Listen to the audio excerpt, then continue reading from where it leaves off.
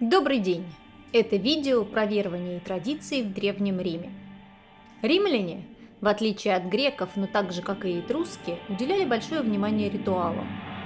Основателем римской религии считают второго царя, Нуму Помпилия. По легенде, его женой была нимфа источников и пророчеств Эгерия. Во главе римского пантеона стояли громовержец Юпитер, бог войны Марс и покровитель армии в мирное время Квирин. В прошлом видео я рассказывала, что этим богом стал вознесшийся Ромул. До Юпитера главным богом был двуликий Янус, возникший из первоначального хаоса, бог дверей, входов, выходов и любых начинаний. Он хранитель порядка и мира. Его два лица символизировали то, что он знал прошлое и будущее. В честь него назван январь, первый месяц года по юлианскому календарю, установленному Юлием Цезарем в 45 году до нашей эры. Утром Янус открывал врата и выпускал солнце, а вечером закрывал. Первый храм этого бога построили при Нуме Помпилии. При нем же был построен храм Весты, не менее почитаемый римлянами. Она – богиня домашнего очага и священного нерукотворного огня, поэтому в ее храме огонь горел постоянно, а если он гас, то это предвещало большие беды. Здесь стоит упомянуть зороастрийцев, у которых также огонь был священным и его угасание ужасным предзнаменованием. Тем не менее, огонь ежегодно тушили и зажигали заново трением палочек или линзой на Новый год, который до юлианского календаря отмечали 1 марта. Пламя поддерживали жрицы богини – весталки. Это была ответственная и почетная обязанность, поэтому девочек отбирали из хороших семей и без физических изъянов. Затем по жребию выбирали 20. Первые 10 лет они учились, затем 10 лет служили и еще 10 лет учили новеньких. Если огонь гас, весталку пороли. Если она теряла девственность, закапывали заживо. И тут стоит вспомнить судьбу Реи Сильвии, матери Ромула и Рема, которую дядя насильно сделал жрицей Весты, но она родила детей от Марса.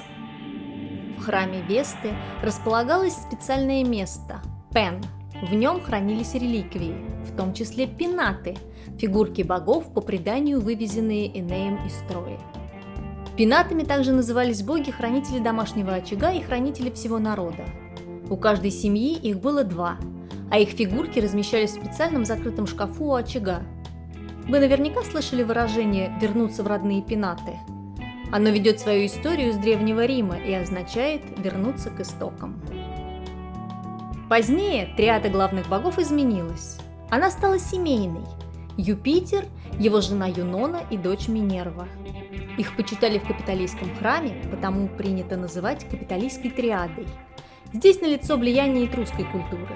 Подробнее об этом можно посмотреть в видео, пройдя по ссылке сверху. Хочу обратить ваше внимание еще на одного римского бога. Стоит отметить, что в Древнем Риме за каждое явление отвечал отдельный бог.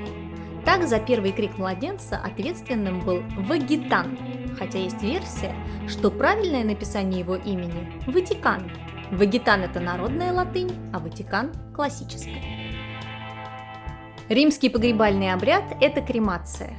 Умершего омывали, натирали благовониями, заворачивали в красное полотно и возлагали на костер, сложенный из целых стволов деревьев. Прах собирали в урну, которую зарывали в землю и насыпали высокий курган.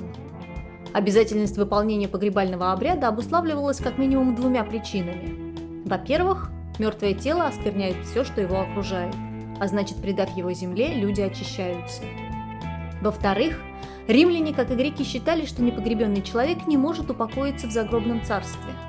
Перевозчик Харон, заимствованный из греческой мифологии, не сажает его в лодку. Но в отличие от представлений греков, умершему придется прождать конечный срок – 100 лет, пока наступит его очередь переправиться на желанный берег. Во время ожидания душа может вернуться и навредить людям. Такие души назывались ларвы или лемуры. Эта роль отводилась не только тем, кто не был предан земле, но и злодеям, и безвинно преступно убитым, и просто безродным покойникам. Они злились от голода, ведь никто не приносил им жертвы. Для того, чтобы смягчить их гнев, устраивались лемурии 9, 11 и 13 мая. В эти дни закрывались храмы и не совершались браки. Лемура, поселившегося в доме, можно было изгнать с помощью следующего обряда. Глава семьи вставал ночью, трижды омыв руки, брал в рот черные бобы и, не оборачиваясь, бросал их через плечо, 9 раз повторяя, что этим он искупает себя и своих близких. Затем, ударяя в медный таз 9 раз, просил духа удалиться из дома. Возможно, именно от этого обычая происходит фраза «остаться на бобах». Зловредным духом демонстрировали, что в доме уже ничего не осталось, только бобы, и им здесь больше делать нечего. В отличие от лемуров, другие духи, маны, считались у римлян добрыми богами. Они связывались с подземной богиней Манией, которая насылала безумие на людей, нарушивших закон или обычай. В раннюю эпоху маны считались богами загробного мира. В более поздний период это обожествленные души предков. В дни повиновения манам на могилы приносились цветы и жертвы, ведь римляне верили, что в это время за трапезой собиралась вся родня, в том числе и умершие родственники.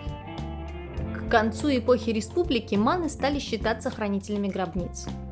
В связи с этим появляется новый обычай. В начале эпитафии стали обращаться к манам, прося даровать покойному загробное блаженство за добродетельную жизнь. Римляне надеялись, что помнят о погребенных маны за гробом, по словам Вергилия. Сами гробницы сооружались у дорог. На них писались обращения от имени умершего с просьбой помянуть его добрым словом и одарить жертвой. Маны обитали в царстве Орка, грозного бога смерти, хозяина загробного мира. Так же, как и в древнегреческой мифологии, название подземного царства и имя его властелина одинаковы. Входили они туда через круглую яму, в которую убирались на зиму зерновые запасы – мундус. Она открывалась только дважды в год – 21 августа и 15 декабря. Не только боги могли влиять на жизнь людей, но и умершие, которые становились богами для потомков. Они могли жестоко мстить, если пренебрегали обрядами в их честь. Сын умершего, поднимая с погребального костра кость отца, объявлял, что покойный стал богом. В результате такой традиции в Древнем Риме появились культы фамилий. Важнейшую роль в них играла Веста, богиня священного очага, а также Пенаты, покровители родного дома и домашнего очага, и Лары, покровители коллективов и их земель. Лары чаще почитались как покровители целой фамилии или даже общины. Римляне считали, что это обожествленные души предков, а значит и помощь их требовалась в семейных делах, во время родов, обряда инициации, бракосочетания, смерти. Обычно их изображали в виде двух юношей в собачьих шкурах или с собакой, что символизировало их охранительную функцию. Они были хранителями домашнего очага, наблюдали за семейной трапезой, следили за соблюдением прав всех членов фамилии и наказывали нарушителей.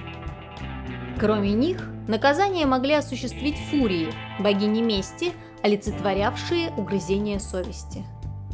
Культ ларов в первом веке до нашей эры претерпел изменения, связанные с реформой императора Августа. Он образовал коллегии из рабов, отпущенников и плебеев в каждом квартале и соединил их с культом гения. Это божество изначально считалось прародителем рода, однако со временем он стал богом мужской силы, олицетворением внутренних сил и способностей мужчины. Каждый римский муж имел своего гения. Самым почитаемым был гений главы фамилии, которому в день рождения приносились дары. Он рождался вместе с человеком, хранил своего подопечного, руководил его действиями и побуждал в нем лучшие качества. А после смерти он бродил по земле или соединялся с другими богами. Иногда предполагалось два гения – добрый и злой, которые оказывали влияние на формирование христианских представлений о том, что на плечах у каждого человека сидят ангел и демон. Представления о манах и ларах восходят к этрусской культуре. Другие связывают римскую и греческую. Дело в том, что после завоевания Греции римлянами во II веке до нашей эры образы их богов сливаются с греческими. Например, фурии, похожие на Ирений, проводник умерших в загробный мир Меркурий, аналог Гермеса, царица загробного мира Прозерпина, греческая Персифона и так далее. Вариант генеалогии богов и героев Древнего Рима вы можете посмотреть на картинке. Любопытный элемент римской культуры – эвокация. Это специальный обряд, во время которого приносили жертвы богам противника и призывали их на свою сторону. Так пантеон постоянно пополнялся новыми богами. К числу древнейших греческих влияний относится идея, согласно которой душа поднимается на небо, а в загробный мир отправляется тень умершего. Находясь там, она не теряет связи с телом, покоящимся в урне. Эти представления аналогичны египетским относительно души Ка. Согласно Вергилию, тени, души на том свете имеют те же раны и повреждения, которые были на теле умершего. Такого типа представлений часто встречаются в первобытной мифологии, но у Гомера ничего подобного не было. Недалеко от входа в царство Орка живут персонифицированные человеческие беды – заботы, болезни, старость, страх, нищета, позор и так далее. А несколько далее, уже за рекой, через которую перевозят души Харон, тени умерших детей, людей, погибших от злых наветов, самоубийц и некоторых других. Далее умерших ожидают две дороги. Одна в Тартар, туда идут злые и нечестивые, которые там подвергаются различным мучениям. Другая в Элизиум, для добродетельных, которые ведут там образ жизни, аналогичный земному. Пируют, поют, танцуют, охотятся и так далее. В Элизиуме, согласно Вергилию, есть солнце и звезды, тенистые рощи. Как вы видите, подземный мир здесь уже строго дифференцирован, и в нем выделяются место наказания и место воздаяния. Так получает развитие идея, впервые зафиксированная в Древнем Египте, где на поля Иалу попадали только те, кто был оправдан на суде Азириса. А также вскользь упомянутая в греческой мифологии идея о праведниках, обитающих на полях блаженных. Но имела ли место преемственность идей между Египтом в первом веке до нашей эры, завоеванным римлянами, и Римом, неизвестно. Возможно, здесь проявилось и влияние зороастризма с его развитым учением о рае и аде. Топография Римского царства мертвых совпадает с древнегреческим Аидом. В частности, комплекс рек, среди которых есть такая, которая служит преградой для души, через которую умерших перевозит Харон, и другая, дарящая забвение. Загробный суд в римской мифологии утрачивает формальный характер, и его приговор не может быть изменен с помощью религиозно-магических манипуляций. По-видимому, здесь сказался правовой характер римской культуры, в которой царил тезис «закон суров, но справедлив». Римляне, как и греки, верили, что на тот свет могут попасть не только мертвые, но и живые. В их мифологии список греческих героев, совершивших путешествие в загробный мир и вернувшихся на землю, пополняется. В частности, в подземный мир спускался и Эней.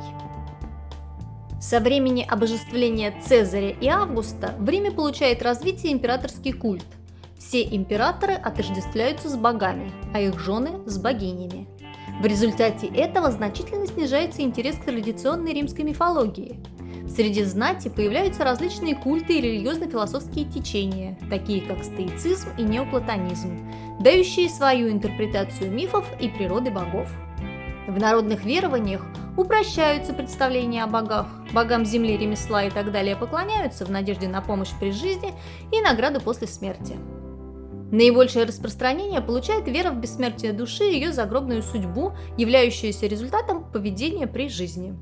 Подготавливается почва для возникновения веры в единого всемогущего Бога, который был бы могущественнее земных владык и при этом мог помогать любому человеку, независимо от его статуса и принадлежности к какой-либо общине.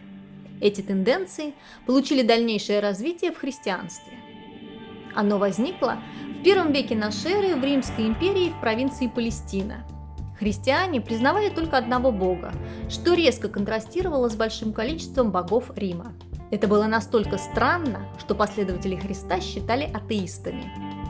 Приверженцы новой веры отказывались приносить жертвы римским богам, что считалось признаком неблагонадежности. Кроме того, первыми последователями Христа были люди из самых бедных слоев общества. Они призывали скорейшее пришествие конца света, во время которого все нехристиане будут осуждены на вечные муки. Все это, конечно же, вызывало неодобрение со стороны добропорядочных граждан.